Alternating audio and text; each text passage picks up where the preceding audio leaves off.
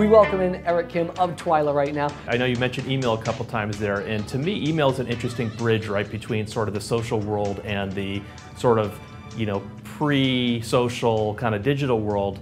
And in a lot of ways, a simple like opt-in, for example, for a newsletter or an opt-in for information on an event, that simple action is really the way where you go from attention to intention. Isn't that right? That's something as easy as that is a way to take people down a path, because now they're opting into, I want to get that white paper, I want to get more information. Is that really the key, that email sort of is potentially one of those bridges between sort of the two modes of interacting on social?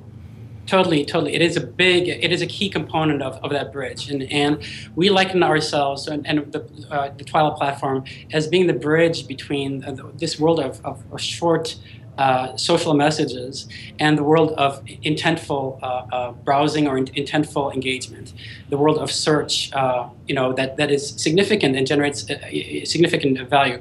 But in between, on that bridge part as well, is how do you get people to engage with you in a transaction, and what level of transaction are people willing to engage in, knowing that they're coming from a medium that is very attentionful but not intentful. And so an email opt-in is what we found to be that really key component of being that bridge. It's a transaction that people are willing enough to engage with, because you're not committing to spending money, you're just committing to being communicated with. And once you opt in, and you enter and you become part of somebody's database, and that entity understands why you opted in, they have the opportunity to communicate with you in a much more deliberate fashion and deliver messaging to you that is much more aligned and much more direct than that can be achieved in social without alienating people.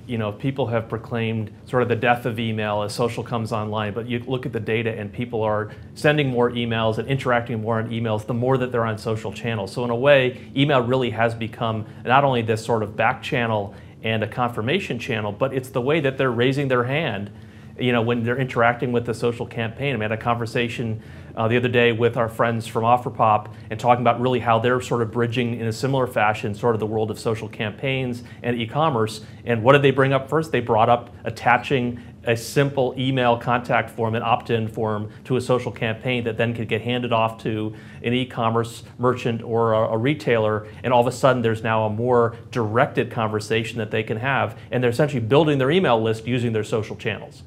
Totally, totally. And the beauty of building an email list is that the really savvy marketers that are out there that understand the value of a list already have mechanisms in place to really, once a name comes into that email list, to figure out how to nurture that lead, if you want, and get them down the funnel further, using whatever the best approach is.